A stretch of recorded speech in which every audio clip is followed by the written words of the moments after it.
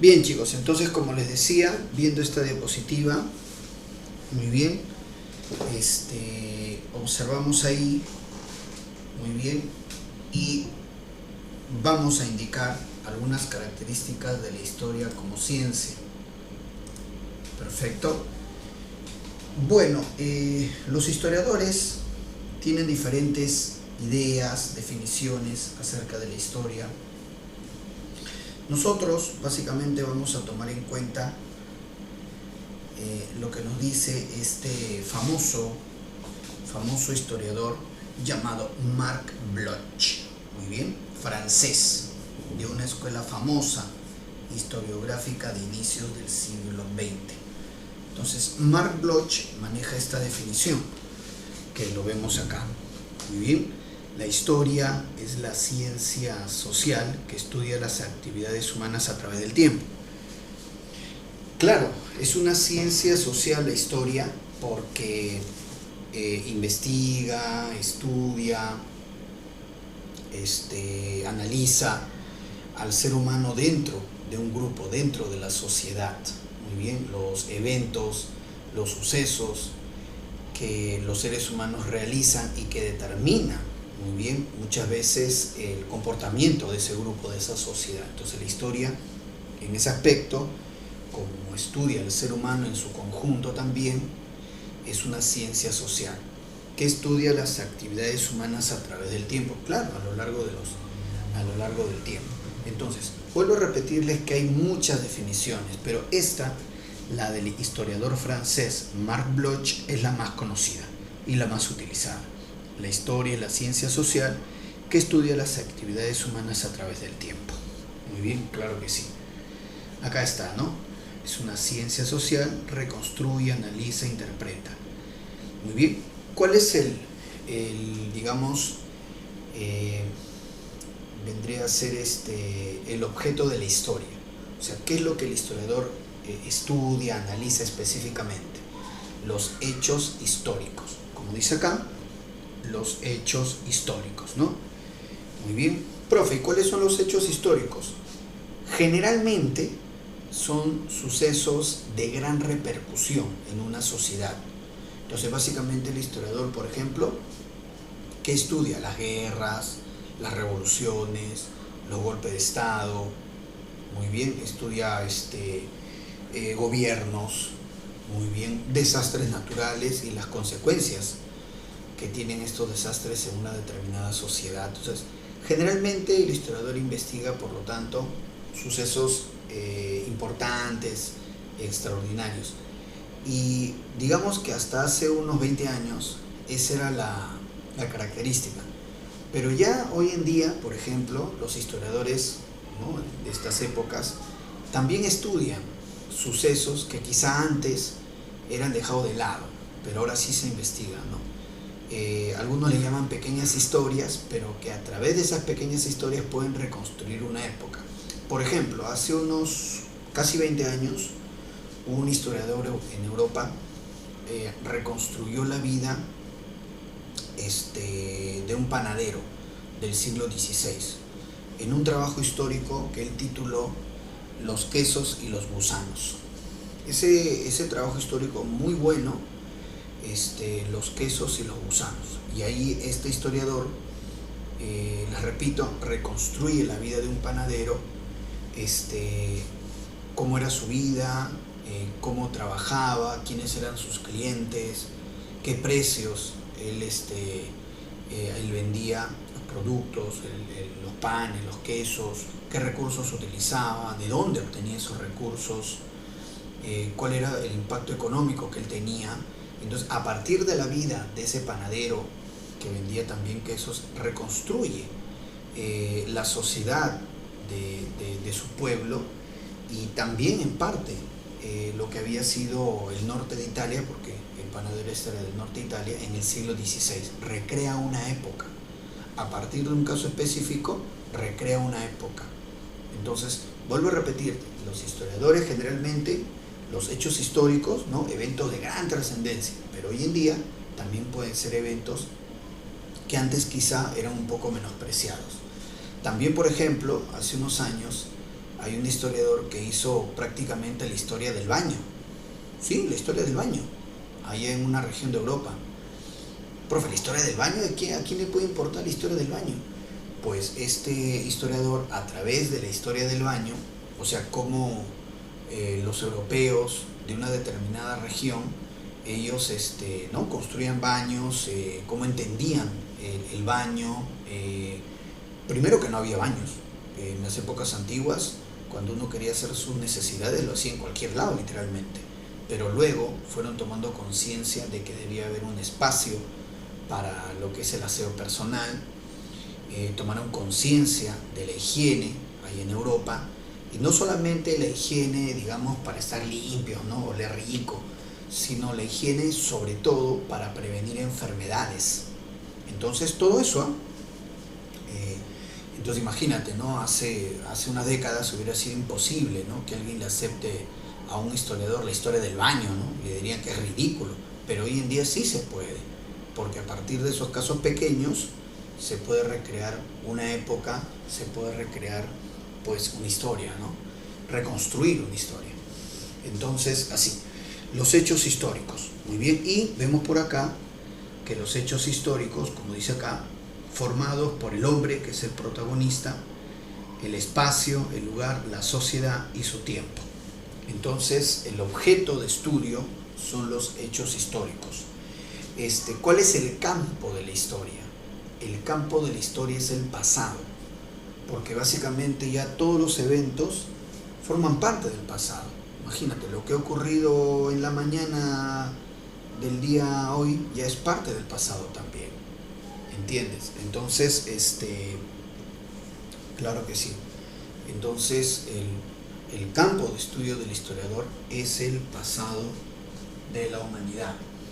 Muy bien, así es.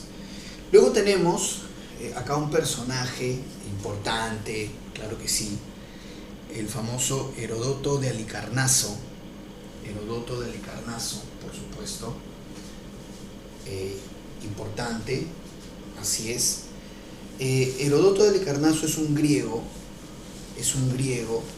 que llamado el padre de la historia, justamente acá está su sobrenombre, el padre de la historia, Heródoto de Halicarnaso, y debemos entender que Heródoto, él mezclaba mucho la realidad con un poco de ficción. Lo que pasa es que Heródoto, él, para que sus narraciones sean de repente, ¿no? llamen más la atención, entonces a los eventos que él observaba le agregaba cosas, le exageraba cosas y quizás hasta eliminaba algunos sucesos para que la narración sea más fluida quizá, o según él más entretenida. Entonces Heródoto, por ejemplo, nos habla de ejércitos de 500.000 de soldados, y eso es casi imposible que en la antigüedad haya habido ejércitos de 500.000 de soldados, porque imagínate, ¿no? Formar un ejército de 500.000 de soldados demanda no solamente un montón de gente, sino demanda un montón de alimentos por día, un montón de armamentos que en esas épocas antiguas no había tampoco tanta gente en Europa. Entonces claramente se observa ahí que la cifra que dio Heródoto es falsa. De repente él se equivocó, o de repente él exageró un poquitito para causar esa impresión, ¿no? Oh, qué poderoso ejército. Y así también, por ejemplo, Heródoto cuenta muchas anécdotas, ¿no? Por ejemplo, en las guerras médicas que él vivió cuando visitó Egipto, cuenta bastantes aspectos curiosos de la vida de Egipto, que adoraban a los gatos, que adoraban a los cocodrilos. Entonces, Heródoto, vuelvo a repetir, es el padre de la historia, pero la historia que él narra siempre es un poquito, ¿no? ligada a lo que viene a ser un poco, por ahí, un poco de ficción, de exageración, ¿no? Tiene, a veces más que historia, parece un poco de literatura, ¿no? Porque le agrega bastantes cosas de ficción. Pero bueno, de todas maneras es considerado el padre de la historia. Además, él es autor de los 9 libros de la historia, ¿no? Así se llama su obra, los 9 libros de la historia. Muy bien, avanzamos un poquito más. Ajá. Tenemos acá las fuentes de la historia. A ver, vamos a ver entonces, ¿a qué se refiere esto? Las fuentes de la historia El historiador es como el detective. ¿Y a qué me refiero? El detective llega cuando todo ha ocurrido. El detective tiene que reconstruir los hechos. Lo primero que tiene que hacer el detective es saber qué ocurrió, reconstruir los hechos. Y en base a esa reconstrucción, bueno, ya después puede hacer un análisis, puede hacer una especulación, qué sé yo. Pero primero, el detective tiene que saber qué ocurrió. Igual es el historiador. El historiador primero tiene que reconstruir los hechos. Entonces, claro que sí. Para esto, entonces, el historiador va a tomar en cuenta testimonios, evidencias. El historiador va a tomar en cuenta datos, informaciones, muy bien, para reconstruir los hechos. ¿Ya? Entonces, eso es lo que debemos, digamos, tomar en cuenta. Todas esas evidencias que el historiador va a tomar en cuenta, esa información, datos, testimonios, todo eso que le permita al historiador reconstruir la historia se llaman fuentes de la historia. Y repito, todos los datos, informaciones, testimonios, noticias, qué sé yo, que le permitan al historiador reconstruir el hecho histórico, los sucesos que él quiere saber, se llaman fuentes. Muy bien, entonces ahí están. Fuentes como las evidencias, información, datos que le permiten la reconstrucción, ¿ya ves? Se reconstruyen los hechos históricos con las fuentes. Hay dos categorías: las fuentes tradicionales o clásicas y las fuentes científicas o convencionales. Muy bien, hay entonces dos tipos de fuentes. Repito, tradicionales o clásicas, que ahorita vamos a explicar, y las fuentes científicas o convencionales. Vamos primero con las fuentes tradicionales o clásicas.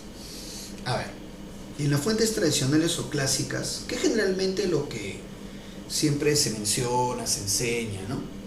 Que están las fuentes escritas, materiales, orales, etnográficas y audiovisuales. De estas fuentes tradicionales, la más importante, la fuente escrita.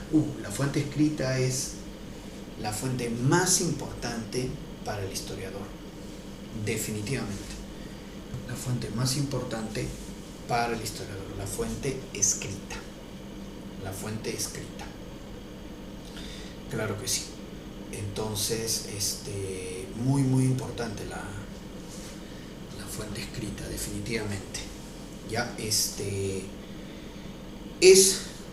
lo repito una vez más, la fuente más importante. ¿Ya? Y las fuentes escritas son todo tipo de textos: libros, periódicos, revistas, decretos, cartas, testamentos, todo tipo de texto son las fuentes escritas. Y es, una vez más lo repito, lo más importante. Muy bien. Luego tengo las fuentes materiales. Las fuentes materiales son todas, por ejemplo, objetos, construcciones, fósiles, que también ayudan a reconstruir la historia, ¿por qué no? Por ejemplo, vemos acá arribita unas monedas de la época antigua. Esas monedas son fuentes materiales, son objetos. Vemos por acá, mira, ve, Machu Picchu, esta gran construcción inca es una fuente material. Los fósiles también son fuentes materiales. Profe, los fósiles, ¿qué es eso? Los fósiles son restos que alguna vez tuvieron vida. Los fósiles son restos de seres orgánicos. Alguna vez tuvieron vida. Si yo encuentro en una caverna, encuentro un hueso, ese hueso es un fósil, porque alguna vez tuvo vida. Si en la misma caverna encuentro de repente un cabello humano, también es un fósil, alguna vez estuvo con vida. Si encuentro una lanza de madera, esa madera es un fósil, alguna vez fue un árbol, tuvo vida. Pero en la lanza, la madera es un fósil, pero la punta de piedra no, porque la piedra nunca tuvo vida, ¿verdad? No es un fósil. Si en la misma cueva encuentro una cerámica, ¿la cerámica será un fósil? Por supuesto que no. La cerámica es barro, y el barro nunca tuvo vida. Entonces hay que tomar en cuenta, los fósiles son restos orgánicos que alguna vez tuvieron vida, ¿no? Pero tanto los fósiles, las construcciones, como los objetos son fuentes materiales. Acá está, fuentes materiales. Luego tengo por acá las fuentes orales. Las fuentes orales son las narraciones, las leyendas. También, por ejemplo, en los pueblos antiguos, si alguna vez tú has viajado, por ejemplo, a la selva, muchos pueblos de la selva tienen hasta ahora narraciones, ¿no? La leyenda de la Yacumama, la leyenda pues del Ninantatay, etcétera, ¿no? Y todo eso son fuentes orales, son leyendas, muy bien, narraciones. Luego tengo por acá las fuentes etnográficas. Las fuentes etnográficas son las tradiciones y costumbres, bailes, danzas, en fin, ritos. Todas esas costumbres son fuentes etnográficas. Canciones también, claro. La comida, las recetas, todas son fuentes etnográficas. Y luego tengo por acá fuentes audiovisuales. Las fuentes audiovisuales, todas aquellas que tienen soporte electrónico, videos, lo que viene a ser también audios, y por ejemplo hoy en día las llamadas redes sociales.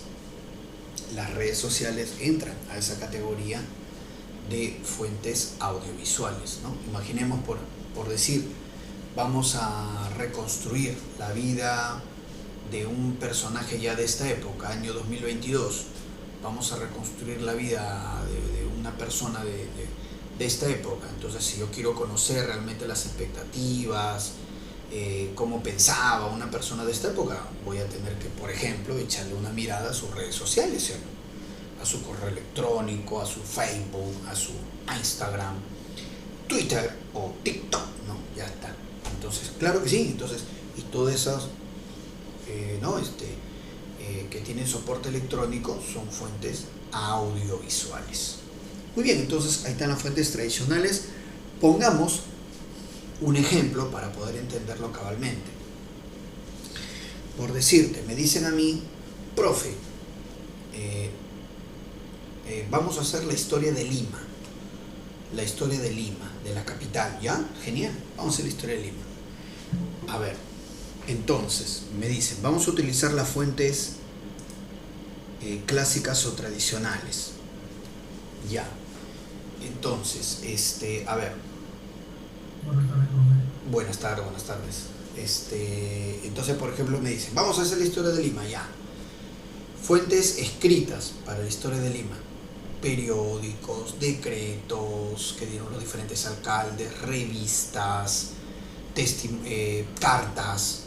cartas de las familias antiguas que han vivido en Lima, testamentos, ¿no? Y todo eso me va a ayudar a saber cómo se ha dado la historia de Lima, ¿no? Vuelvo a repetirte que para el historiador la fuente más importante es la fuente escrita. Seguimos con la historia de Lima. Fuentes materiales, por ejemplo, las construcciones, la Catedral de Lima, las murallas de Lima, los diferentes sitios arqueológicos que tiene la capital, el templo de Pachacama, por ejemplo, el templo de Guayamarca en San Isidro, Cajamarquilla, todo eso. Muy bien, claro. Objetos también antiguos, fósiles también, porque, por ejemplo, en la Huaca Pucllana, en Miraflores, hay bastantes sacrificios humanos, y esos son fósiles, y todo eso son fuentes materiales que tengo que tomar en cuenta si quiero reconstruir la historia de Lima. Fuentes orales para reconstruir la historia de Lima en este ejemplo. Los testimonios de las familias antiguas que han vivido en Lima, ancianos que han visto cómo la capital ha ido cambiando poco a poco. Esos testimonios van a ser muy valiosos para saber más o menos también los habitantes de Lima cómo han entendido todos estos cambios que ha habido en la capital. Fuentes etnográficas en la historia de Lima, profe, ¿habrá? Por supuesto. Si yo voy a hacer la historia de Lima, tengo que hablar de la procesión del Señor de los Milagros. es una tradición, una costumbre, fuente etnográfica. Y junto con el Señor de los Milagros, por ejemplo, una serie de dulces que se venden a su alrededor, picarones, camotillos, sanguito, rafañote, melcocha, turrones, ¿ya? Ahí está. También es fuente etnográfica. Por supuesto, si voy a hablar de Lima, tengo que hablar de la marinera limeña, fuente etnográfica también. Y obviamente la comida. Entonces yo no puedo hablar de Lima y no describir la comida que hay en Lima. Su ají de gallina, su escabeche, su arroz con pollo, su lomo saltado. Uy, qué rico. Mejor ahí me detengo cuando me va a dar hambre. Me va a dar hambre, sí. Entonces, esas son fuentes etnográficas. Y luego tengo las fuentes audiovisuales. Las fuentes audiovisuales que, como te dije hace un rato, las fuentes audiovisuales tiene que ver con todo lo que tiene soporte electrónico. Todo lo que tiene soporte electrónico. Muy bien. Y hoy en día, videos, audios, y bueno, en el caso, sí, también, ¿no? Seguramente la Municipalidad de Lima ha elaborado un Facebook en base a lo que es Lima hoy en día. Y eso también tendría que ser revisado, ¿no? Fuentes audiovisuales. Muy bien, entonces yo creo que el ejemplo ya está. Perfecto, entonces eso es con respecto a las fuentes tradicionales o clásicas. Pero en los últimos años, quizá en los últimos 10 años, se ha empezado a hablar con fuerza de otra categoría de fuentes, que es lo que vemos aquí a la derecha, derecha. Las fuentes científicas o convencionales. Las fuentes científicas o convencionales, y lo vamos a hablar y te lo voy a explicar por qué ha venido pregunta de examen de admisión de eso, ojo ahí. Las fuentes científicas o convencionales ya giran en torno a la fuente escrita, que vuelvo a incidir, es la fuente más importante para un historiador. Las fuentes científicas o convencionales giran en torno a las fuentes escritas. Y hay dos categorías, ¿no? Fuentes científicas primarias o directas y fuentes científicas secundarias o indirectas. ¿Cómo debo entender esto? Es bien fácil. Las fuentes científicas primarias o directas son aquellos textos que se han generado durante el proceso histórico que estoy investigando. Y las fuentes científicas secundarias indirectas son aquellos libros o textos que se han elaborado después de concluido el suceso histórico que estoy estudiando. Muy bien. Vamos a poner dos ejemplos para entender esta cuestión. Primer ejemplo. Imaginemos, ojo, para entender estas fuentes científicas o convencionales. Primer ejemplo. A ver. La guerra con Chile. Imaginemos que me dicen a mí, profe, por favor, reconstruya usted la guerra con Chile. Ya, excelente. Y me dan entonces dos fuentes escritas, dos textos. Me dan un decreto que se publicó durante la guerra con Chile, un decreto de uno de los presidentes que nos gobernó durante la guerra con Chile, un decreto, ya está. En plena guerra se da un decreto, me dieron un decreto. Y por otro lado, me dan de repente, me dan un libro, ¿ya? Me dan un libro acerca de la guerra, de la campaña marítima, de Miguel Grau, ¿ya? Muy bueno, muy interesante, con imágenes y todo, pero ese libro se publicó mucho después, ¿no? Mucho después, ya terminada la guerra. Entonces, si yo tengo esos dos textos, ¿cuál será una fuente primaria directa y cuál será una fuente secundaria indirecta? Entonces vamos a ver acá. El decreto que se publicó en plena guerra con Chile, ese decreto dado por uno de los tantos presidentes que nos gobernaron durante la guerra, ese decreto publicado, generado durante el proceso histórico que estoy investigando, en este caso la guerra con Chile, será una fuente científica primaria directa o una fuente científica secundaria indirecta. ¿Cuál será? A ver, muchachos, ustedes que pueden responder ahí. ¿Ah? ¿Ustedes qué dicen? ¿Por cuál se animan? ¿Ah? A ver, dígame, pueden ponerlo en el chat. Muy bien. Ahí está, mira, por ejemplo, Andrés dice, profe, primaria directa. Y la respuesta es correcta.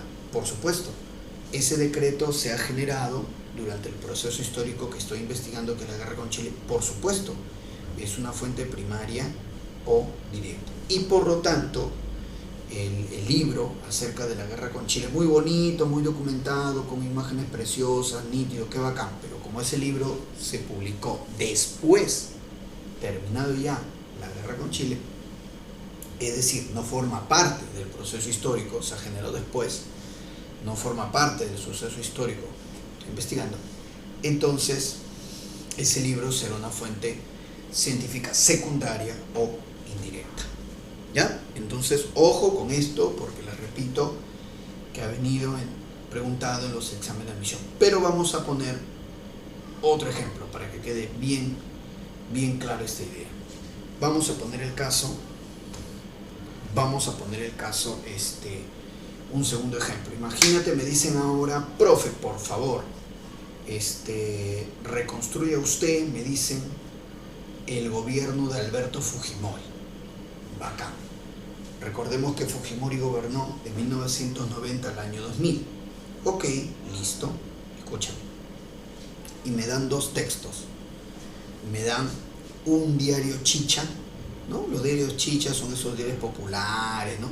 Esos diarios donde utilizaban incluso jerga, ¿no? En sus titulares. Bueno, me dan un diario chicha titulado El Mañanero, que dicho sea de paso es el primer diario chicha del Perú, El Mañanero, publicado en 1993.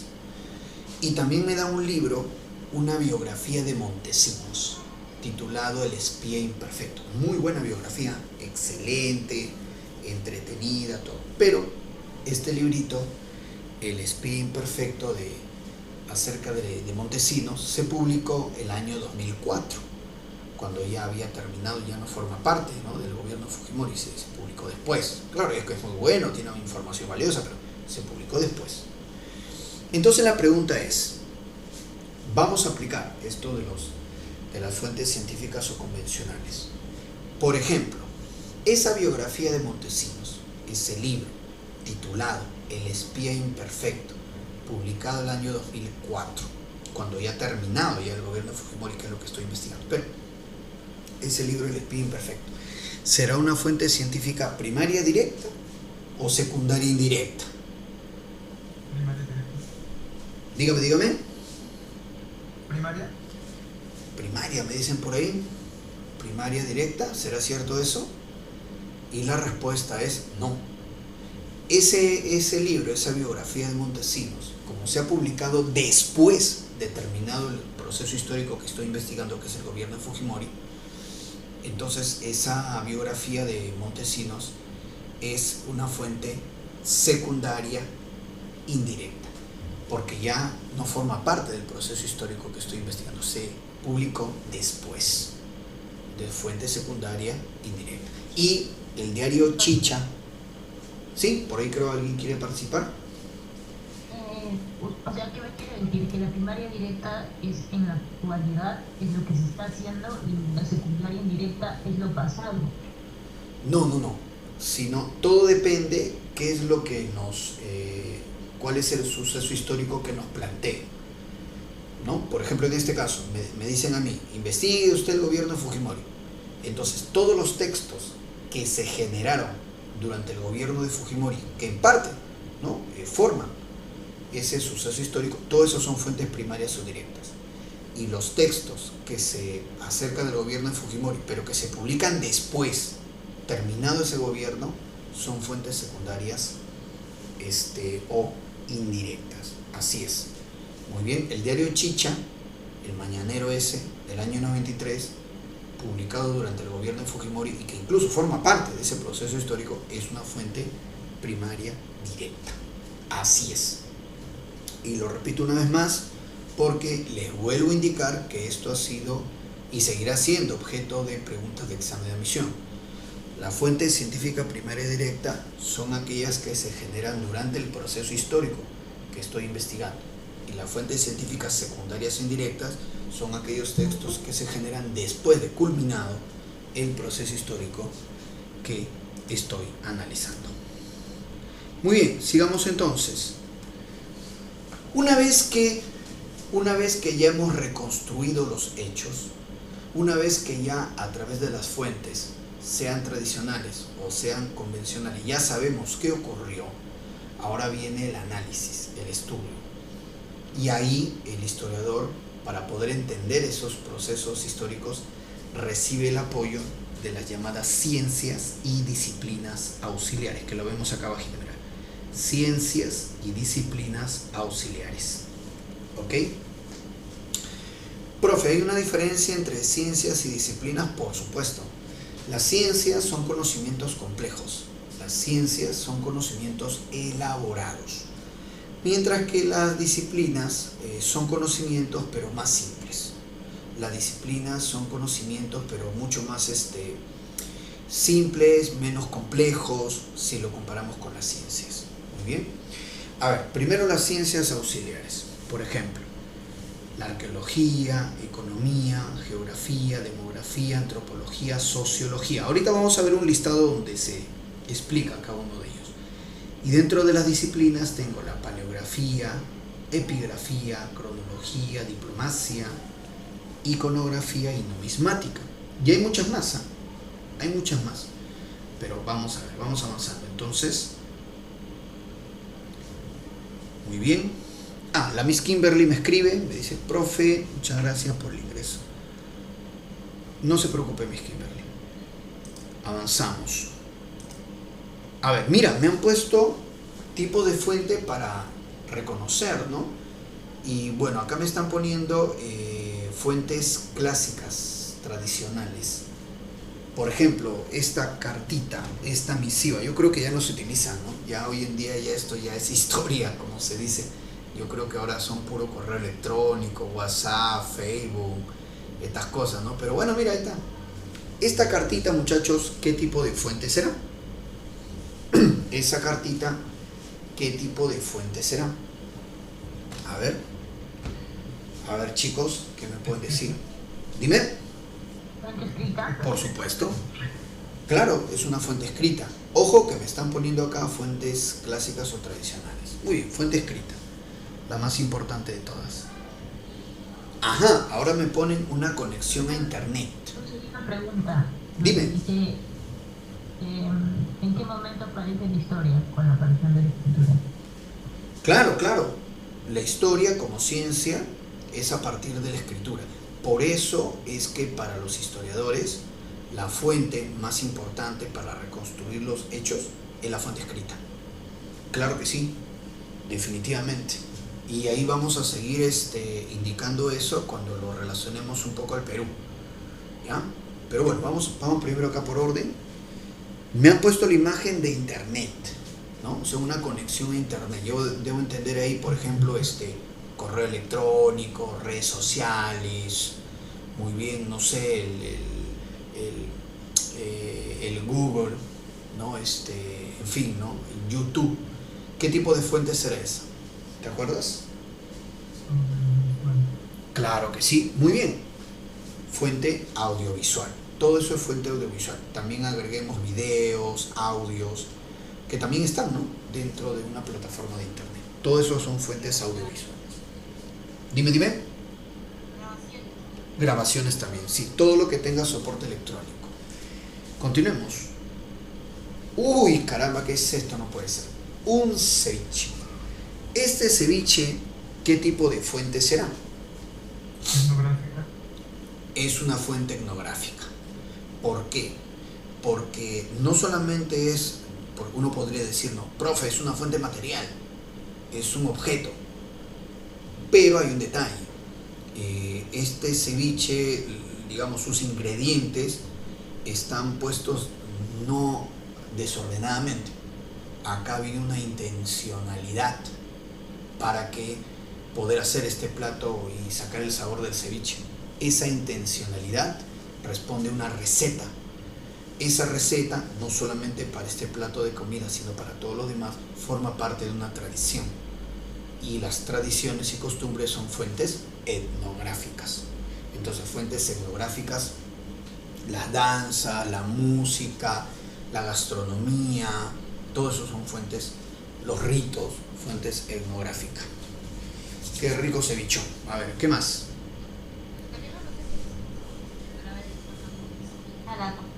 Y si tiene documentado, de ahí se puede saber cómo sería su preparación y todo eso. Por supuesto, claro que sí, por supuesto, ¿no? En el caso, por ejemplo, de la comida limeña, es una fusión de elementos andinos, de elementos españoles y luego posteriormente de algunos elementos chinos. Estoy hablando de la comida limeña.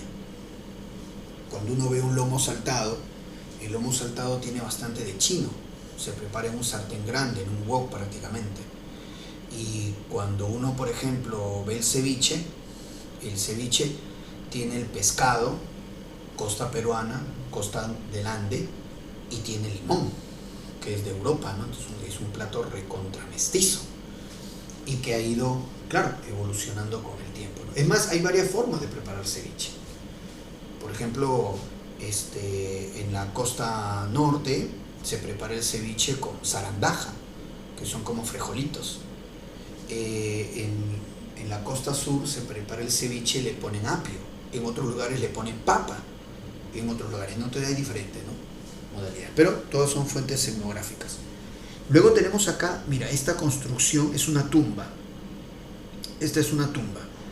Una chulpa de Siyustani. Así se llaman las tumbas. Es de la cultura aymara. Entonces, si es una construcción, esta chulpa, ¿qué tipo de fuente será? Materiales. Fuentes materiales, muy bien, fuentes materiales, claro, es una construcción. Y luego, ahí está, dice la leyenda de la Nahuala, una leyenda. Bueno, es una leyenda, esa leyenda no es peruana, es una leyenda creo de México, pero bueno, pero es una leyenda. Las narraciones y leyendas, ¿qué tipo de fuentes son? ¿Te acuerdas? ¿Qué tipo de fuentes son las leyendas y narraciones? ¿Se acuerdan, chicos, qué tipo de fuente es? ¿Fuente? Oral. Claro que sí. Fuentes orales. Muy bien. Perfecto. Avancemos con esto, a ver. Me ponen otro bloque para reconocer fuentes. A ver. Estos son los llamados pirotecnia, la pirotecnia o que algunos le dicen fuegos artificiales, ¿no? También se le llama así, ¿no? El toro loco, vaca loca, el castillo, ¿no? Que se hace sobre todo en provincias, ¿no? En sus fiestas patronales. Muy bien, ahora, pero esta pirotecnia, estos fuegos artificiales que vienen de la época colonial, ¿qué tipo de fuente será? ¿Qué tipo de fuente será? Etnográfica. Claro, la respuesta es esa, fuente etnográfica. Fuente etnográfica, por supuesto que sí, porque responde también a una tradición, responde también a una costumbre. Así es, fuentes etnográficas. Muy bien, avanzamos a ver la leyenda de la huacachina. Y me ponen a una sirena, me ponen acá. Bueno, no sé qué tanto tenga que ver la sirena, pero es en Ica, es casi un oasis. En realidad se creo que una chica que lloró y lloró y que hizo la boquilla primera. O sea, en realidad era como que, no recuerdo muy bien la leyenda, pero de que al final ella terminaba llorando y sus lágrimas lograron asentarse y hacer jugar. Sí, yo también. Y después como que ella se metió o se hundió. Ajá. Yo también he escuchado esa versión que tú dices, ¿no? Que era como una especie de una llorona, ¿no? Pero acá, bueno, la imaginación de la gente, a esta chica yo no veo nada que de llorona, ¿no? Está muy guapa, está pelirroja, media sirena. Bueno, pero la leyenda de la huacachina, ¿qué tipo de fuente será? ¿Qué tipo de fuente será? ¿De los orales? Oral, pues, una fuente oral, claro que sí. Y tú llegas a Ica y te cuentan, ¿no? La leyenda, a veces la recrean ahí. Y ahí está la laguna de la Huacachina. Y lo más bonito es que cerca a la leyenda, al lago de la Huacachina, están los tubulares, no sé si alguna vez has ido. Esos tubulares son unos carritos que trepan los cerros de arena y que parece que se fueran a caer, una cosa impresionante, y la gente ahí Es un deporte, si no me equivoco, con dunas, ¿no? sí, por supuesto, con unas dunas enormes, y parece por un rato que los carritos se fueran a caer porque trepan la duna, prácticamente hacen como un giro en lo alto y parece que uno se fuera a rodar, ¿no? Y la gente grita, la gente, bueno, en fin, pero es emocionante. Muy bien, entonces, leyenda de la Huacachina, fuente oral. Ajá, esta momia. Mira, esta es una momia chachapoyas. Es una momia, es un fósil. Es un fósil porque, claro, esta momia alguna vez tuvo vida, ¿no? Entonces es un fósil. Es un fósil. Es un resto orgánico, ¿verdad? Alguna vez tuvo vida. Ahora, ¿cómo sé que es chachapoyas? Profe, yo creo que puede ser una momia Paracas. No puede ser una momia Paracas, porque las momias Paracas están muy bien decoradas. Los Paracas les ponían a sus momias hasta 8 mantos, muy bien tejidos, muy bien decorados, Y extraordinarios. venían fardos para poder Exactamente. un poco de profundidad. Exactamente. Con objetos, aparte. Ajá, muy bien. Esos mantos, esos son los fardos. Y esta momia no está en un fardo. A esta momia la han puesto así nomás con su ropa nomás, con su kushma, ¿no? Ellos tenían una especie de camisón, pues, con su kushma nomás, no es un fardo. Y el otro detalle es que las momias Paracas, su cráneo siempre está deformado. Y yo veo que acá este chachapoya, su cráneo está normal. Entonces, por eso sabemos que no es Paracas. No está bien decorado y tiene un cráneo que no está deformado. Es una momia chachapoyas. Muy bien. ¿Qué tipo de fuente será? Material. Claro, es una fuente material. Es una fuente material, ¿no? Así es. Ahí en los museos, siempre los guardias siempre se quejan, porque dice que estas momias de noche penan. Sí, se escuchan gritos. Bueno, ellos dicen así, ¿no? Que cuando quieren a veces dormir no pueden, sienten que lo golpean. Bueno, en fin, ¿no? O de repente serán creencias. A ver. Mira, profe, ¿qué es eso? Este es un texto. Es un texto maya. Los mayas, que son contemporáneos a los incas, los mayas generaron escritura, generaron textos. En ese aspecto los mayas superaron a los incas, porque los incas no tuvieron escritura, ¿verdad? Los incas tuvieron los quipus, pero que no es una escritura, es un sistema de contabilidad. Los mayas sí tuvieron escritura. Los mayas generaron estos textos llamados códices. Los españoles, algunos de estos códices lograron traducirlos. Claro que sí, ¿no? Ahí está, por ejemplo, este librito Chilam Balán, Capchiqueles, Popol Vuh, ¿no? Son traducciones de algunos códices. Ahí está. Y esos simbolitos que están en las partes laterales, esos simbolitos son sus símbolos, su escritura. Estos son los códices. Este códice maya, ¿qué tipo de fuente será? ¿Qué tipo de fuente será? A ver, chicos. Profesor, ¿cómo está? Disculpe la interrupción. Dígame, profe, dígame. Le escucho. Regale un minuto. Sí, siga nomás. Un minuto, por ahí. Una consulta. ¿Ya entraron a pasar lista ya? Sí, la Miss Kimberly ha pasado hace un ratito. Sí, me dejó ahí ahí está lo que escribió en el chat, indicándome justamente que iba a pasar lista. No, está bien.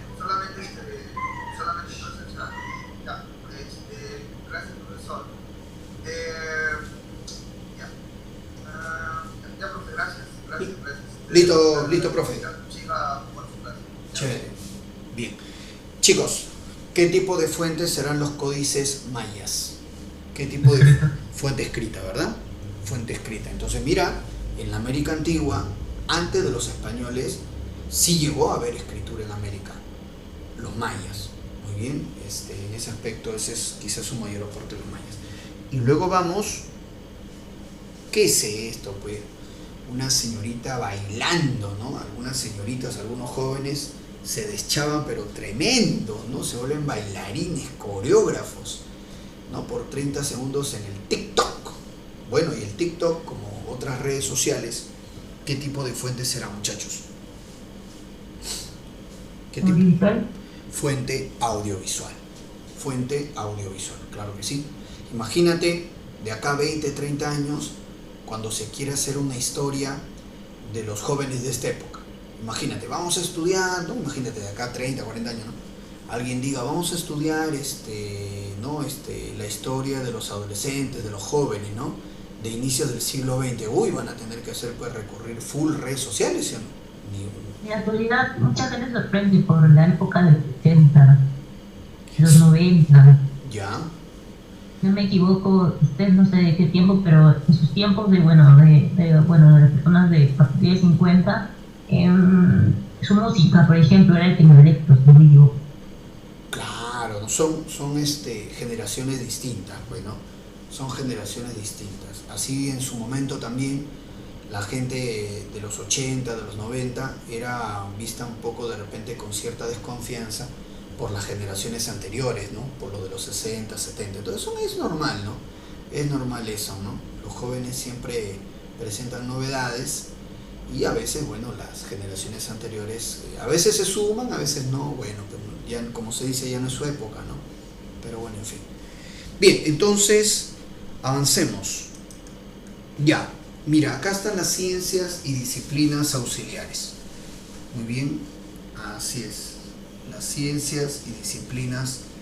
Vuelvo a repetirles, chicos, que las ciencias son conocimientos complejos, son conocimientos elaborados, mientras que las disciplinas son conocimientos pero mucho más simples, no llegan a la complejidad de una ciencia. Como dice acá, mira, las disciplinas no tienen el rigor académico para ser consideradas ciencias, son conocimientos un poco más simples. Eso no significa que no valgan, al contrario, por supuesto que valen, pero no son tan complejas como las ciencias. Y justamente acá está, mira, la antropología estudia la evolución cultural del ser humano. La antropología, ¿no? Claro que sí, estudia el ser humano a nivel cultural. La arqueología estudia los restos materiales. Mira, alguna vez antes a la arqueología se le llamó el cuerpo de la historia. Digamos, a inicios del siglo XX, así se le llamaba a la arqueología, el cuerpo de la historia. Luego la geografía, que estudia el escenario, ¿no? El lugar, describe el lugar donde ocurrieron los hechos. La sociología estudia los problemas sociales, ¿verdad? Cuando uno habla, por ejemplo, del problema de las drogas, de la delincuencia, del pandillaje en una sociedad, entonces los sociólogos son los que analizan por qué ocurren estas cosas, ¿no? Y cómo en tal caso se pueden corregir. Luego tengo la demografía, que estudia las características de la población, ¿no? La demografía estudia la cantidad de habitantes, rango de edades, nivel de pobreza o riqueza que puedan tener estas poblaciones, cantidad de hombres y mujeres, en fin, ¿no? Las necesidades de esta población también, ¿no? Entonces la demografía en torno a la población. La economía estudia la producción y uso de recursos, bienes y servicios, ¿no? La economía, ¿no? Los recursos de acuerdo a las necesidades que haya. Muy bien, esas son las ciencias. Esas son las ciencias que ayudan al historiador a entender los procesos. Y luego las disciplinas. En las disciplinas tengo en primer lugar la paleografía. La paleografía. La paleografía ayuda a entender las escrituras antiguas. Y en el Perú se utiliza bastante la paleografía, bastante. ¿Ya? ¿Por qué? Y bueno, ahí avanzaríamos un poquito, pero es necesario. En el Perú comienzan a elaborarse trabajos historiográficos, ¿no? Trabajos de historia. ¿A partir de qué periodo? Los historiadores, cuando ven la historia del Perú, dicen ya, ¿a partir de qué periodo histórico podemos empezar a hacer trabajos historiográficos? A partir de la conquista. cuando llegan los españoles. ¿Por qué? Porque los españoles vienen trayendo la escritura. Hace un ratito una de sus compañeras precisamente, ¿no?, preguntó: profe, caramba,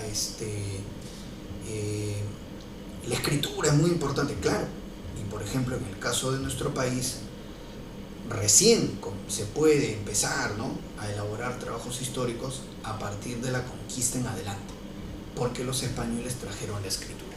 Es cierto que los españoles vinieron y se llevaron el oro, la plata, claro que sí, ¿no?, ellos vinieron a eso, pero también vinieron a civilizar, claro que sí, también vinieron a civilizar. Entonces, dentro de los conquistadores había un pequeño grupo de españoles que aprendió, o digamos, no sabía leer y escribir, y este pequeño grupo de españoles, los llamados cronistas, comenzaron a recoger información de los incas, a recoger información también de culturas anteriores a los incas, si es que había, ¿sí?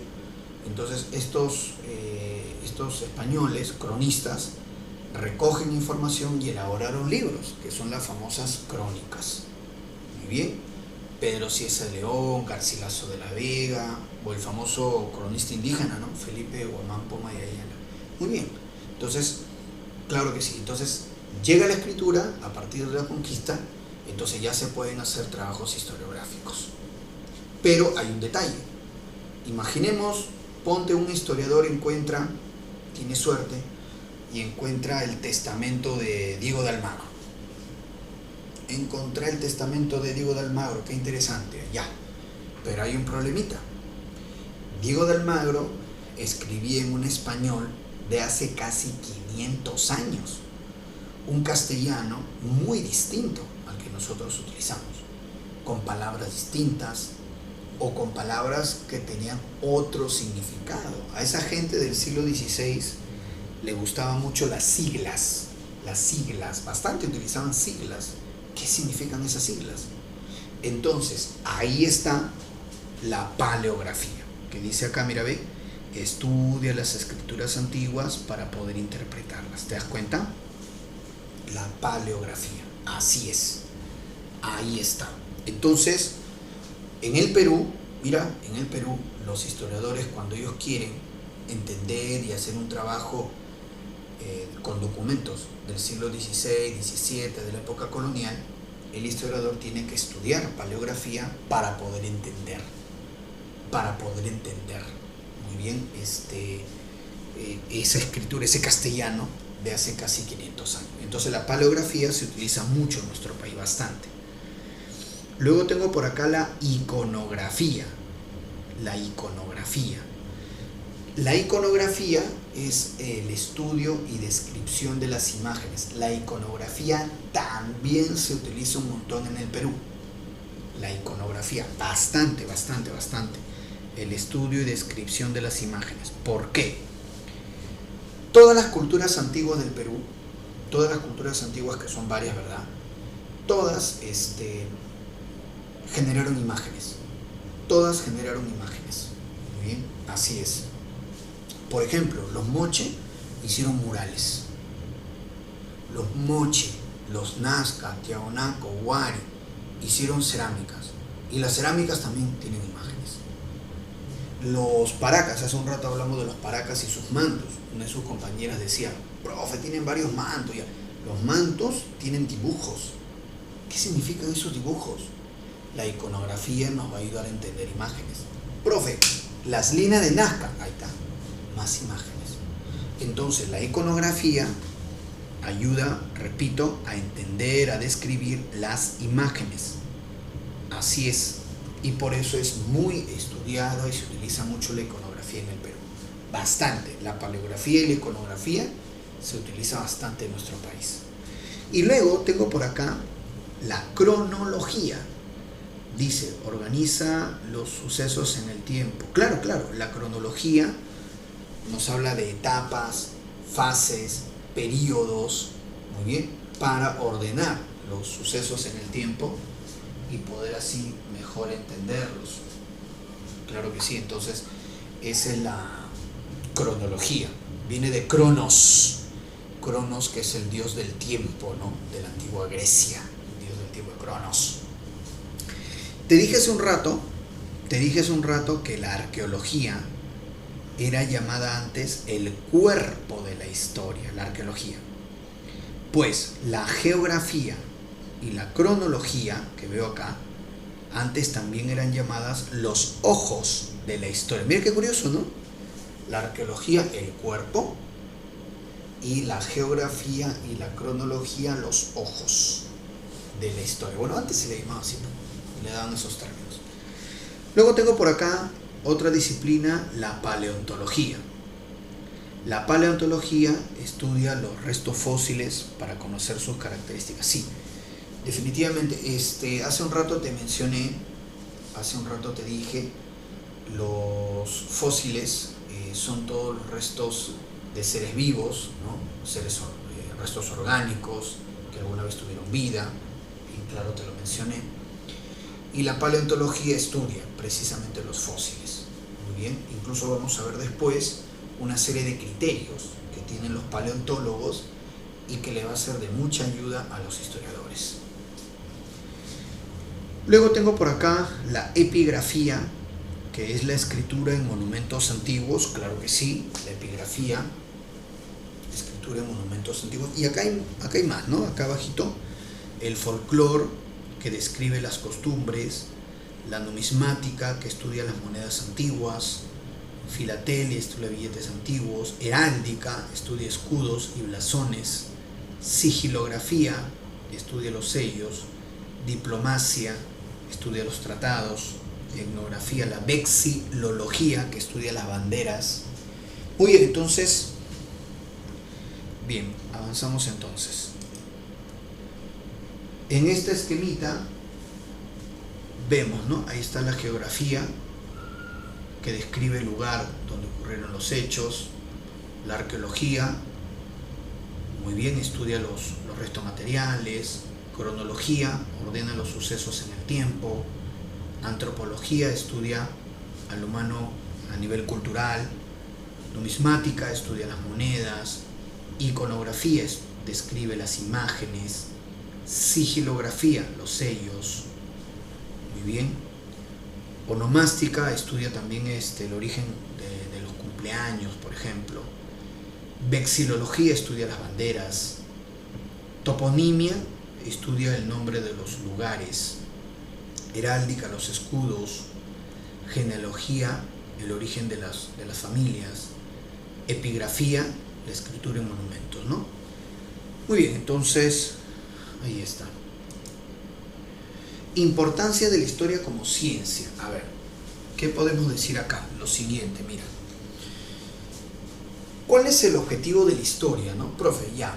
El objeto de la historia son los sucesos históricos, el campo de la historia es el pasado humano, las fuentes ayudan a reconstruir los hechos, ciencias auxiliares a entender los hechos. Muy bien. Pero ¿cuál es la importancia? La historia, como toda ciencia, busca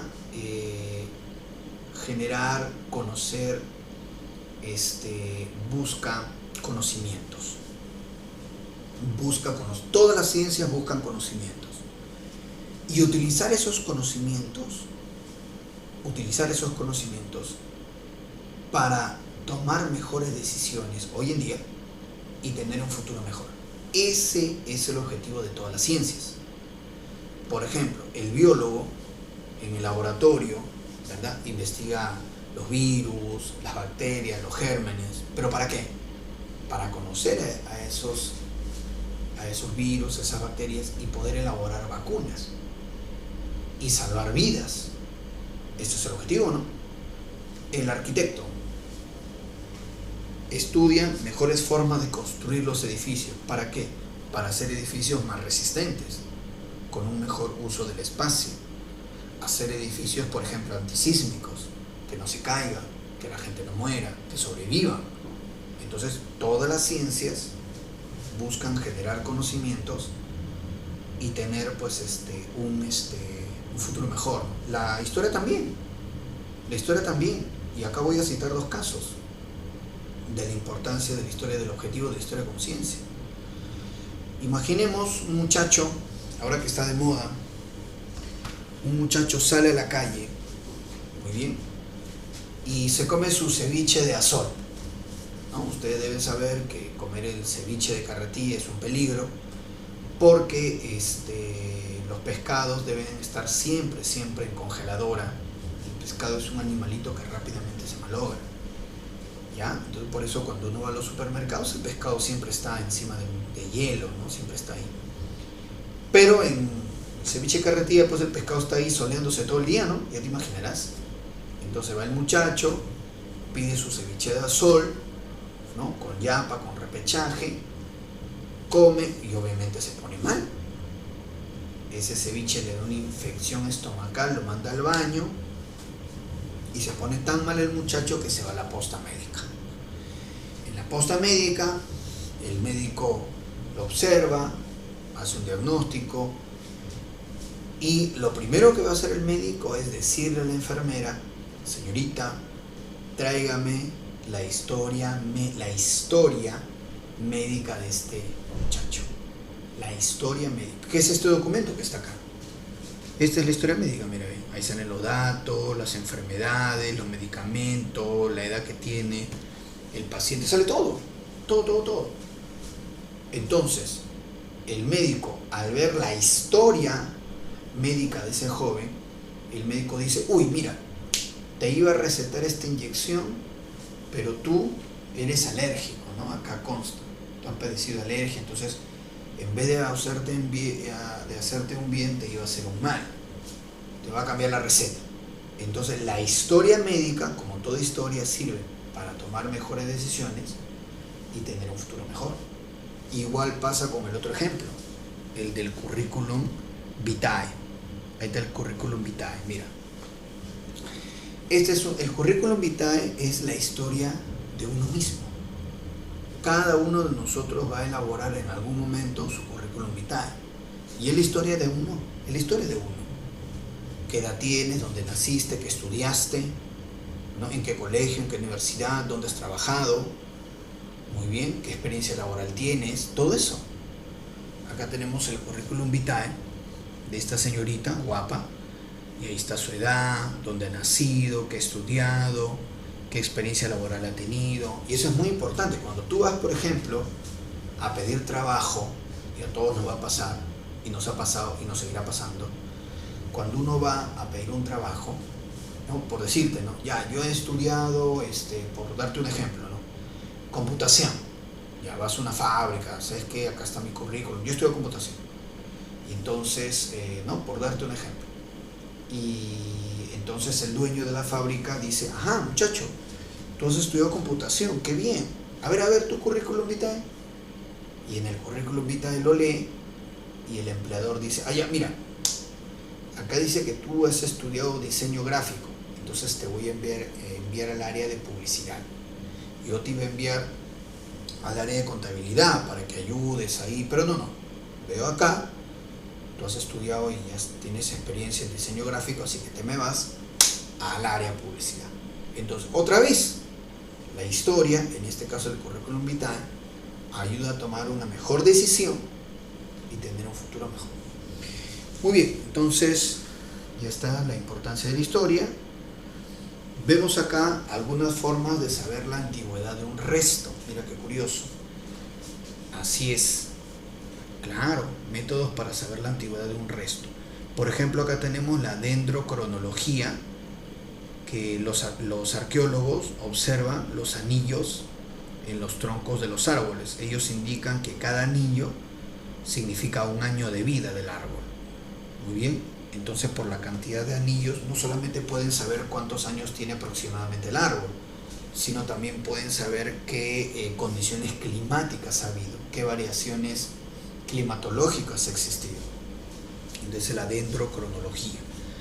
Luego acá abajito tengo la estratigrafía. La estratigrafía es guiarse por los estratos, por las capas de la Tierra. Muy bien, se supone, en teoría, a más profundidad, mayor antigüedad. No necesariamente, porque tú sabes que la Tierra siempre ha estado moviéndose, las placas tectónicas elevan, a veces el suelo, a veces lo bajan, entonces no necesariamente lo que está más abajo es más antiguo, no necesariamente, ojo ahí. Pero bueno, la estratigrafía por eso no es tan exacta, pero ese es básicamente su principio, a mayor profundidad, mayor antigüedad. Y luego tengo acá la técnica más utilizada, incluso en el Perú, para saber la antigüedad de un fósil, que es el carbono 14. El carbono 14. Muy bien, así es. Este carbono 14 es muy interesante. A ver, profe, ¿qué consiste? El carbono 14, lo que pasa primero hay que definir, como lo hemos hecho hace un rato, qué es un fósil. Porque el carbono 14 solo se aplica en fósiles. Y repito una vez más, el fósil es todo aquel resto que alguna vez tuvo vida. Un resto de un ser orgánico. Muy bien, una madera, un hueso, es un fósil, que alguna vez tuvieron vida. Un cabello humano, una uña, qué sé yo, son fósiles. Ya está. Una conchita de caracol es un fósil, que alguna vez tuvo vida. Ahora, el detalle es el siguiente. Cuando nosotros morimos, quedan nuestros huesos. De nuestros huesos, y en general, ¿no?, de los fósiles, comienza a salir poco a poco el carbono, los isótopos de carbono, como le digo. Sí, comienza poco a poco de nuestros fósiles, el carbono comienza a salir. Y se demora, mira ahí, se demora 60.000 años para que todo el carbono salga de los fósiles. 60.000 años. Entonces se hace como si fuera una regla de 3. Si un fósil necesita 60.000 años para que se le salga todo el carbono, y yo encuentro un fósil que ha perdido la mitad de su carbono, ¿qué edad tendrá? La regla de 3, ¿no?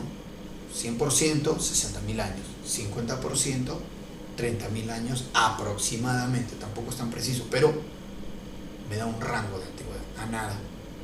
Entonces, ese es el carbono 14, pero solo se aplica en fósiles, nada más, y con un tope de 60.000 años. Profe, ¿por qué no más? Porque ya pues luego de 60.000 años ya no hay nada de carbono ahí, ya no hay nada de carbono, ya se salió todo el carbono ya. El tope es 60.000 años. Por eso nos han puesto acá, mira, ¿ve? Ahí está. Dice, recién ha muerto, está fresquito el cadáver, mira, ¿ve? La concentración de carbono 14 es igual a la del medio ambiente. Pasan como 6.000 años, solo queda la mitad de la concentración original. Y tiene que pasar casi 60.000 años para que el carbono se haya eliminado al 100%. Muy bien. Entonces, no es exacto, pero me da un aproximado de antigüedad. Carbono 14. Muy bien, ahí está. Perfecto. Entonces, profe, y si por ejemplo yo encuentro un hueso de dinosaurio, un fósil, un hueso de dinosaurio es un fósil, profe, ¿le podemos hacer la técnica del carbono 14? No, porque como te digo, el carbono 14 tiene un tope de 60.000 años. El último dinosaurio que vivió acá en América, en el mundo, murió hace 60 millones, no 60.000, 60 millones de años. Ya, entonces, no hay nada de carbono ahí, tiene que aplicarse otras formas de saber su antigüedad. Mira, esta es la división tradicional, ¿no?, de la historia universal. Es la división tradicional, elaborada por don Cristóbal Keller, un alemán del siglo XVI, llamado también Celarius, ¿no? También se le llama así Celarius. Y Cristóbal Keller él en realidad dividió la historia en 3 momentos. Lo divide en Edad Antigua, Edad Media y Edad Moderna. Sí, Cristóbal Keller dividió la historia solamente en 3 edades nada más: Antigua, Media y Moderna. Pero cuando él muere, ¿no?, tiempo después, sucede la Revolución Francesa, que muchos consideraron que es un momento fue un suceso de suma importancia. Entonces, a raíz de la Revolución Francesa le agregaron una cuarta edad, la edad contemporánea. Pero Cristóbal Keller Cellarius solamente había considerado 3 edades: edad antigua, media, moderna, y bueno, después le agregan la contemporánea. Y vemos ahí justamente cuando comienza, ¿no?, la edad antigua, precisamente con la aparición de la escritura. Y ahí está precisamente el dato que decía su compañera: profe, la escritura es muy importante. Claro, por supuesto que la escritura es muy importante. Por supuesto que la escritura es muy importante. Así es. Y con la aparición de la escritura comienza la edad antigua, hasta la caída de Roma de Occidente. Cuando cae Roma de Occidente, se acaba la edad antigua y comienza la edad media. Bien clarito está ahí, bien clarito está acá, mira, y la edad media se prolonga desde la caída de Roma de Occidente hasta la caída de Constantinopla, Roma de Oriente. Con la caída de Constantinopla se acaba de Roma de Oriente, comienza la edad moderna, hasta la Revolución Francesa. Hasta la Revolución Francesa. Así es. La Revolución Francesa, a partir de la Revolución Francesa comienza la edad contemporánea. La edad contemporánea. Muy bien, ahí está. Ahí está. Y la edad contemporánea se prolonga hasta hoy en día, pues, ¿no? Se prolonga hasta hoy en día. Muy bien, listo, entonces avanzamos. Muy bien. A ver. Claro, acá vemos otra vez la periodización de Keller Cellarius. Muy bien, edad antigua, edad media, moderna, contemporánea. Así es. Claro que acá también nos señala cuando aparece el ser humano, ¿no?, hace 2 millones de años, lo que viene a ser la llamada prehistoria, ¿no?, que de ahí vamos a ver después. Y abajito vemos la periodización materialista del comunista Karl Marx, ¿no? Carlos Marx, ustedes saben que fundó el comunismo y él tenía un punto de vista ideológico, ¿no? Y bueno, Carlos Marx, él tiene varios principios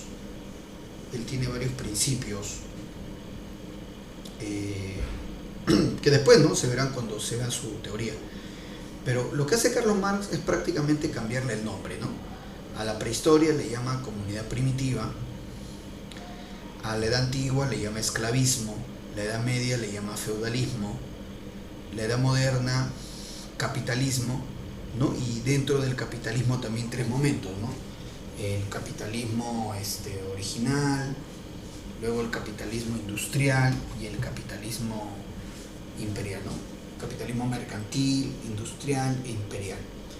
Y según Karl Marx, al término del capitalismo vendría el comunismo, donde no hay Estado, donde todos vivimos en una igualdad. Bueno, en realidad, pues, una idea totalmente idealista, ¿no?, que algunos le llaman así el paraíso marxista y otros le dicen el paraíso rojo, ¿no?, porque el color de los comunistas es el rojo, el paraíso rojo, ¿no? O sea, ahí está, ¿no? Bueno, esto alguna vez, cuando tú veas entonces comunidad primitiva, esclavismo, feudalismo, capitalismo, comunismo, es la historia, digamos, de ese lado, ¿no?, del lado comunista.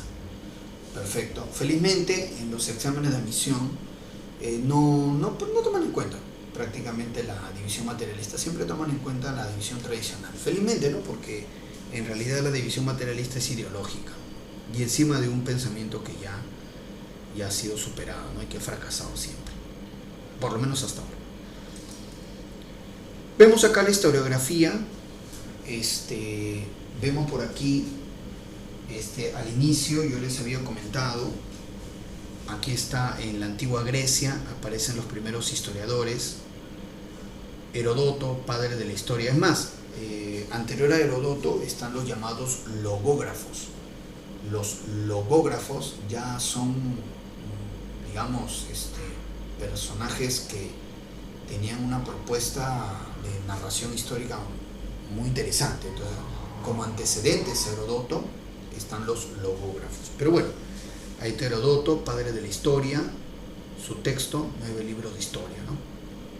Genofonte, él también griego, escribió Anábasis o Expedición de los 10.000. En Roma, el famoso Tito Livio, con su libro Ad Urbe Condita o Décadas. Y luego dice por acá, pragmático didáctico, Tucídides. A Tucídides se le llama el padre de la historia científica. ¿Por qué, profe? ¿Cómo que de la historia científica? Porque yo te había contado que a Heródoto se le han encontrado bastantes exageraciones, ¿no? Incluso siendo un poquito más atrevido, mentiras, ¿no? Eso de que los ejércitos eran 500.000 y tantas cosas, ¿no? Eso se ha comprobado que nunca hubo, ¿no? Ahora, si se equivocó a propósito o sin querer, bueno, en fin, pero se equivocó. En cambio, Tucídides fue un general griego que llegó tarde a las batallas. Él participa en la guerra del Peloponeso y él llega tarde a una batalla y los griegos pierden, y Tucídides piensa que por su culpa los atenienses han perdido. Entonces elabora un libro, justamente Historia de la guerra del Peloponeso, donde él cuenta que por su culpa se ha perdido la batalla, y él narra por qué llegó tarde, por qué se perdió la batalla, qué consecuencias tuvo. Entonces en el caso de Tucídides, él sí no trata de mentir, no trata de exagerar, no, él cuenta las cosas como son, pese a que él salía perjudicado en esa narración, pero lo hizo.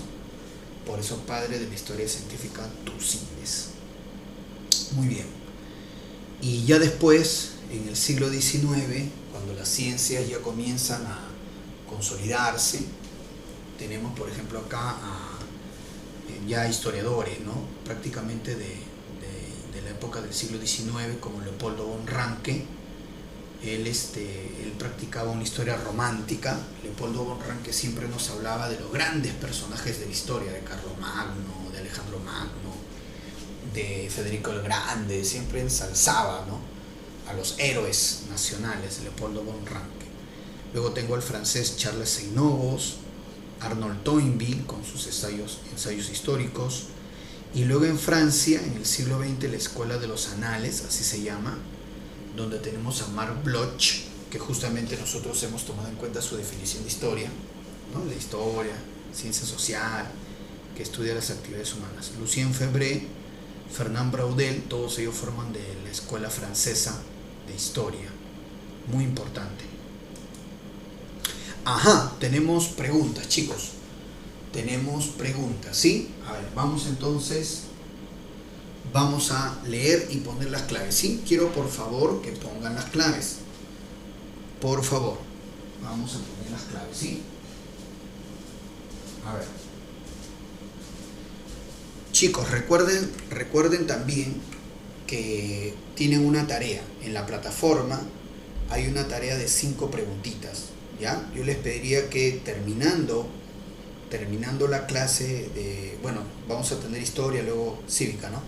Terminando ya las sesiones, resuelvan esa tarea que hay en la plataforma, ¿sí? Yo les pediría bastante eso, para que podamos saber, ¿no?, qué tanto están asimilando los conocimientos. Ya están poniendo las claves, los felicito. Ya, vayan poniendo, a ver, son 8 preguntitas ahí, vayan poniendo sus claves.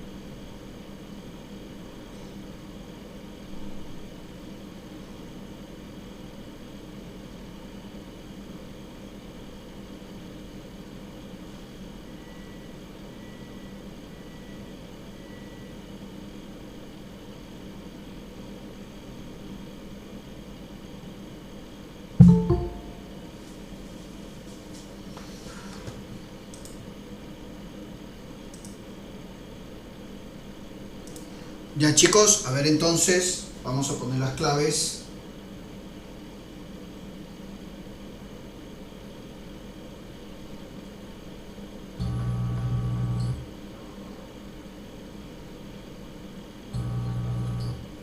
A ver qué pasó ahí. Bien, vamos a poner entonces, chicos. Resolvamos esto.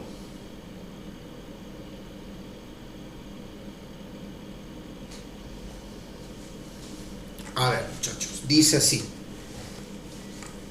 Pregunta 1. Pregunta 1. La historia como ciencia tiene como objeto de estudio. La historia.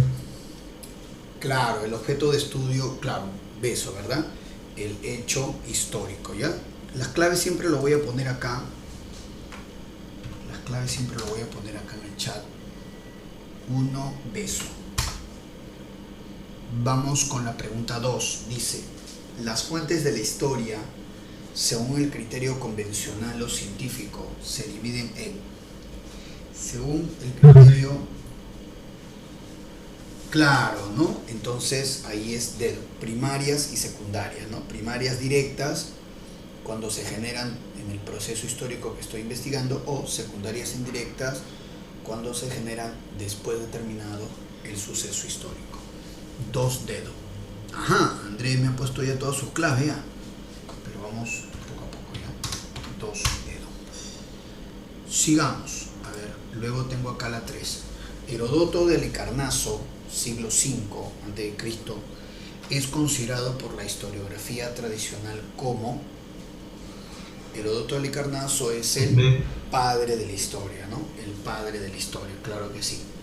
Pese a que exageraba algunas cosas, pero es considerado así. 3 besitos. Recuerda su texto, los 9 libros de la historia. Los 9 libros de la historia. 3 besitos. Vamos con la pregunta 4.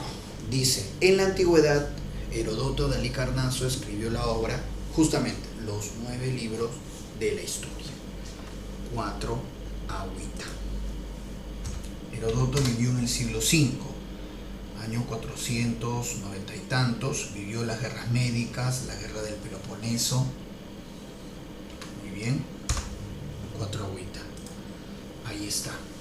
Muy bien, ahí por ejemplo en la pregunta 4, en la premisa B, dice la guerra del Peloponeso, ¿no? Eso lo escribió Tucídides, padre de la historia científica. En la premisa C dice ad urbe condita. Ese es ese viene a ser el texto de Tito Livio, historiador romano. Y en la premisa, bueno, D debió ser, dice C, bueno, vida de los 12 Césares. Ese es el texto de Suetonio, que también fue un historiador romano. Muy bien, perfecto. Entonces, la primera fila, 1 beso, 2 dedos, 3 besos y 4 agüitas. Mira que las claves están en el chat. Vamos con la pregunta 5. Dice, la fuente de la historia más importante, según el criterio tradicional o clásico, es la fuente de la historia más importante según el criterio tradicional. En realidad, si uno dice tanto el criterio tradicional o clásico o el criterio científico, ¿cuál es la fuente más importante para el historiador? ¿En qué momento comienza la historia? Con la aparición, ¿te acuerdas de? La escritura. Muy bien. La escritura. Claro, definitivamente. Definitivamente. Entonces, recuerda que en el Perú, como les dije hace un rato, a partir de la llegada de la escritura con los españoles, recién ahí podemos hablar y elaborar trabajos historiográficos. 5 agüitas. Agüita. Avancemos con la 6. Dice, con respecto a la teoría de la historia, el objetivo de la historia como ciencia es, muy bien, el objetivo de la historia como ciencia es, muy bien. A ver entonces, ¿qué vamos a...? En realidad es el objetivo de todas las ciencias, ¿verdad? Yo les dije, generar conocimientos, ¿verdad? Resolver problemas hoy en día y tener un futuro mejor. Todas las ciencias tienen ese mismo camino, ese mismo objetivo. Entonces, en la 6, ¿cuál es la clave? ¿Cuál será la clave en la 6? Dedo, ¿verdad? Encaminarnos a proponer cambios para un futuro mejor, por supuesto. 6 dedo. Continuemos. 7, a ver, dice: acontecimiento que marque el inicio de la historia como ciencia. ¿Ah? Claro que sí, con la escritura, ¿no? Por algo Cristóbal Keller Celarius dijo, ¿no? La edad antigua, ¿cuándo comienza? Con la primera escritura, que es la cuneiforme. 7, agüita. 7, agüita. 8. A ver, la 8 dice: para el estudio de la historia se busca la información. ¿Qué tipo de fuentes son las runas vikingas? Las runas vikingas. Las runas vikingas, o algunos le dicen sagas vikingas, son textos. Es escritura. Textos generados por los vikingos. Las runas o sagas es la escritura de los vikingos. Por lo tanto, serán fuentes escritas. 8 casa. 8 casa. Muy bien. Avanzamos un poco más. Mira, hay un segundo bloque. Vamos a resolver este segundo bloque. A ver, vamos a resolver este segundo bloque, muchachos. Así es. Perfecto. A ver, entonces, vamos a resolverlo.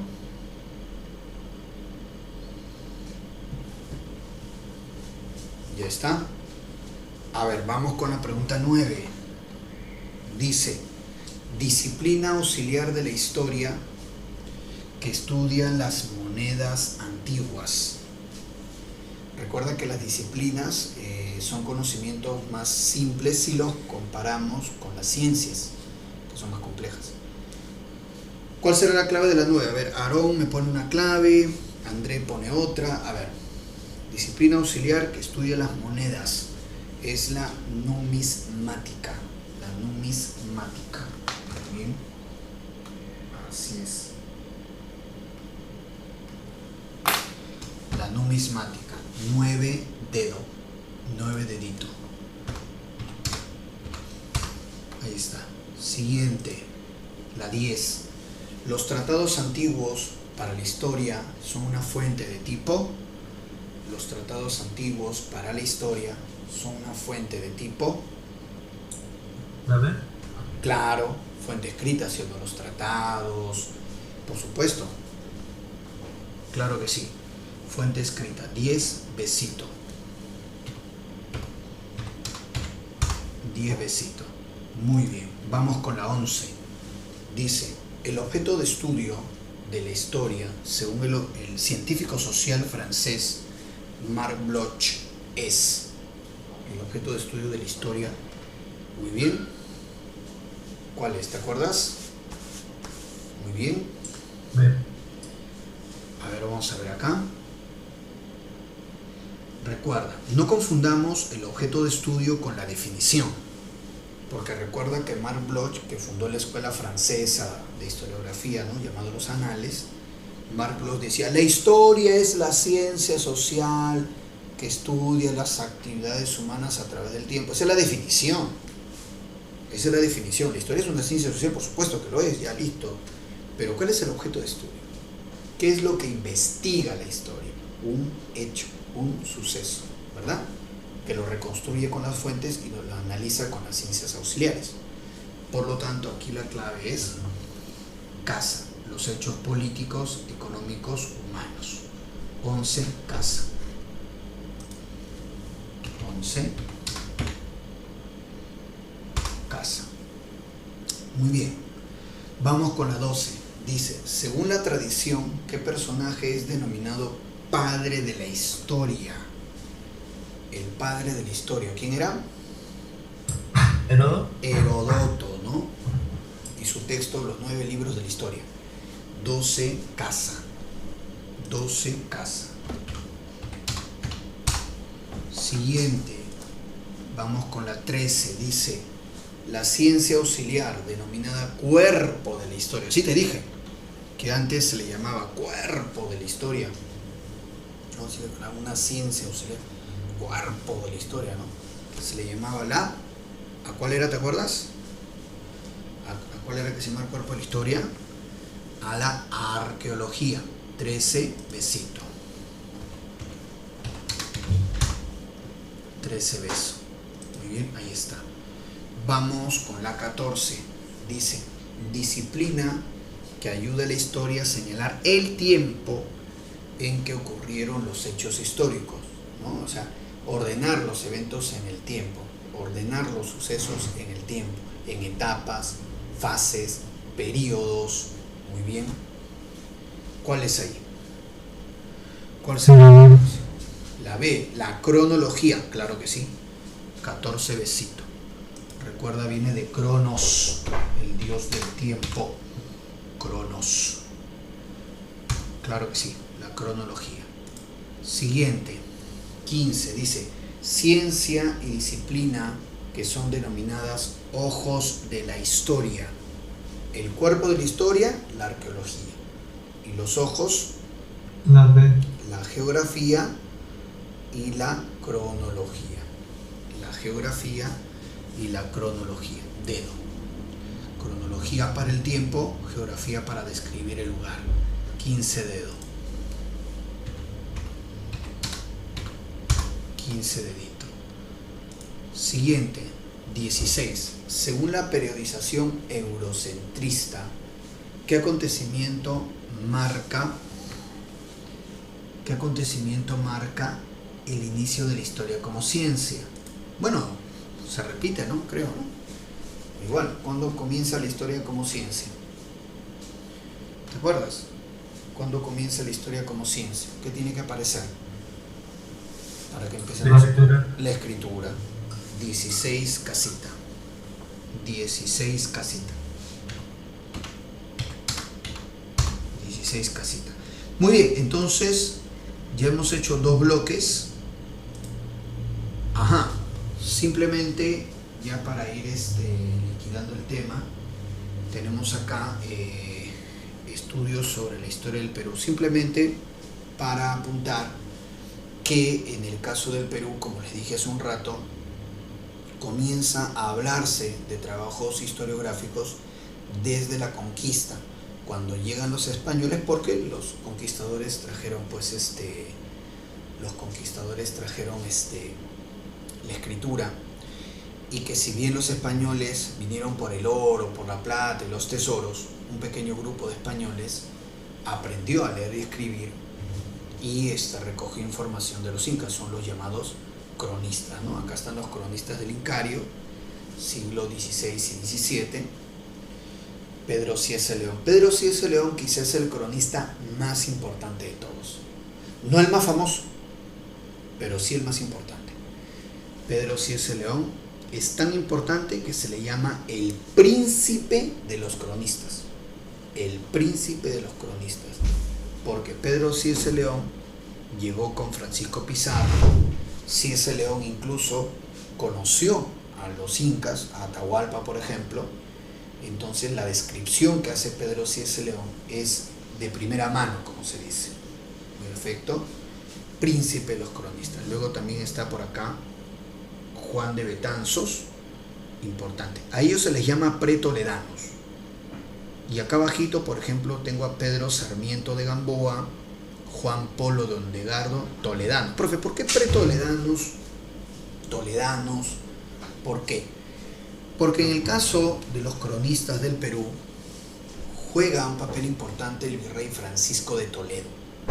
El virrey Toledo es considerado el organizador del virreinato, Francisco de Toledo.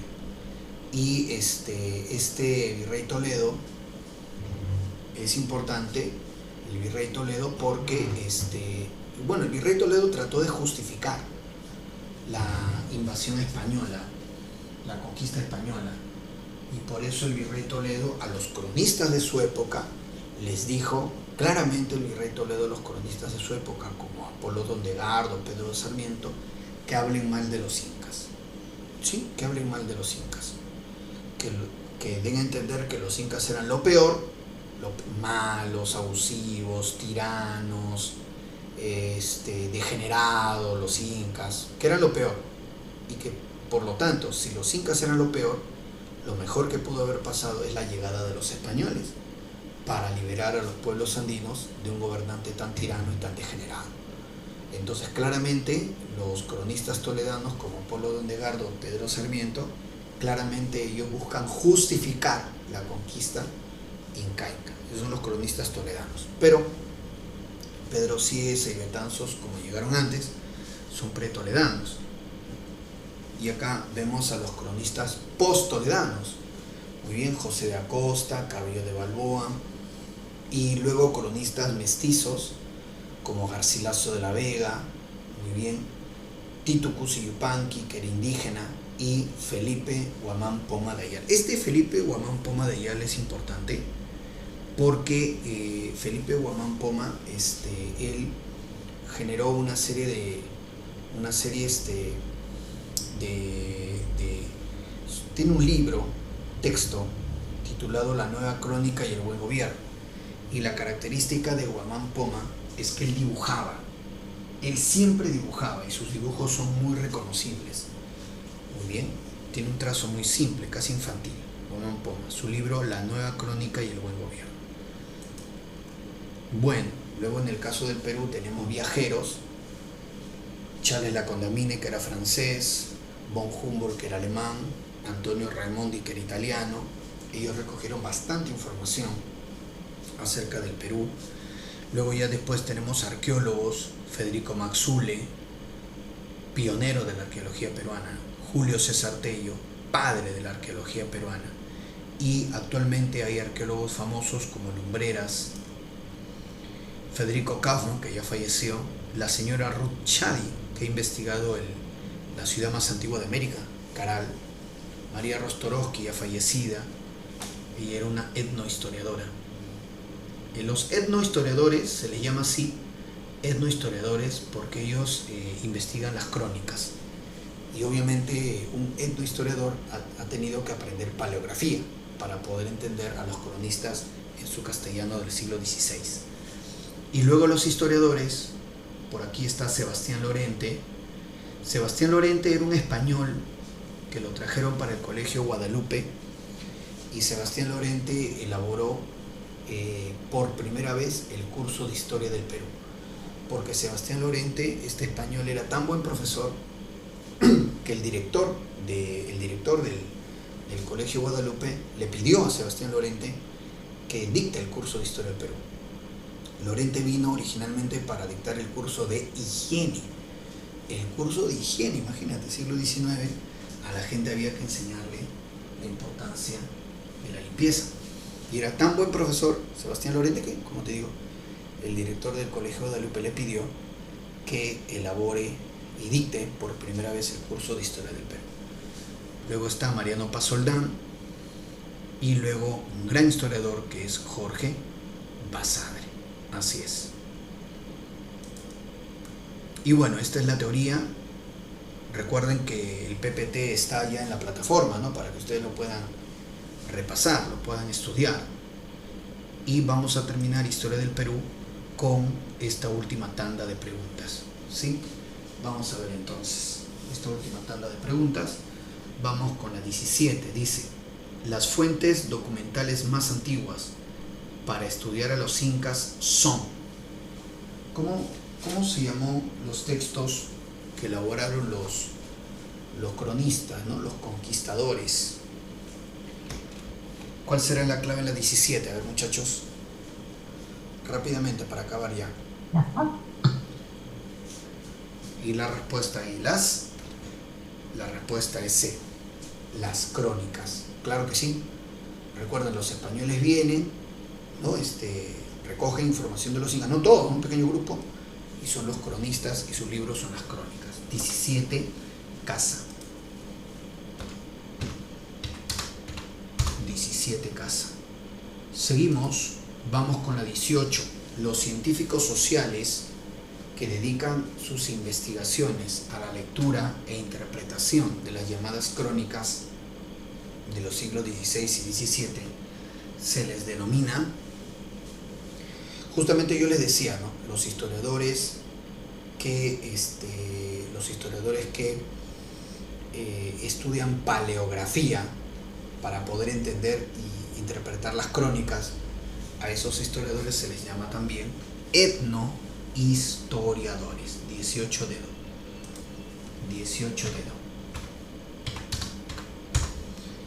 Siguiente, 19.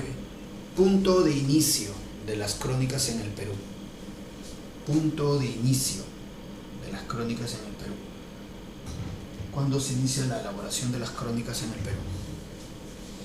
Con la conquista, ¿sí? Con la conquista llegan los españoles que ven a elaborar las crónicas. Será la respuesta en el 19, Casa. 19, Casa. Siguiente, la número 20. El gobierno del virrey Francisco de Toledo es el punto de referencia para la clasificación de los cronistas, debido a...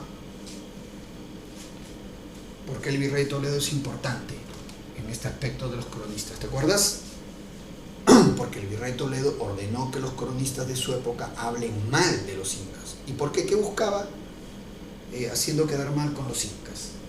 ¿Qué buscaba haciéndolos quedar mal a los incas? Justificar la invasión española. 20. Intentar como ellos los salvadores. Dime. Intentar que los españoles fueran como los salvadores. Claro, exactamente. De tal manera que la conquista española no era mala, al contrario, era buena. Estaban salvando a los indígenas de un gobierno tiránico como el del Inca. 20 dedito. Siguiente, 21. A ver, dice: fueron cronistas pretoledanos en el Perú del siglo XVI. Cronistas pretoledanos. El más importante, Pedro Ciese León, el príncipe de los cronistas, y Juan Betanzos. 21 Casa. Siguiente, 22. Personaje que se caracterizó por ser defensor de la población nativa de América, además de escribir brevísima relación de la destrucción de los incas. Bueno, en este caso la pregunta 22 es Bartolomé de las Casas, y ahí están preguntando acerca de cronistas. 22 beso. 23, cronista y naturalista español que obtuvo información acerca de la historia gracias a su esposa Cusirimay Ocllo, Angelina, prima de Atahualpa. Cusirimay Ocllo es Juan de Betanzos. 23 dedo. Y 24 dice sacerdote jesuita que escribió Historia Natural y Moral de las Indias, José de Acosta. 24 beso. Bien, chicos, vamos a llegar entonces con Historia Universal, llegamos hasta acá. A continuación, entonces voy a cerrar la sesión para iniciar con el curso de Cívica, ¿sí? Voy a cerrar entonces la sesión y vamos a continuar. Ya vamos a unirnos por el link del curso de Cívica. ¿Ya? Vamos a cerrar entonces.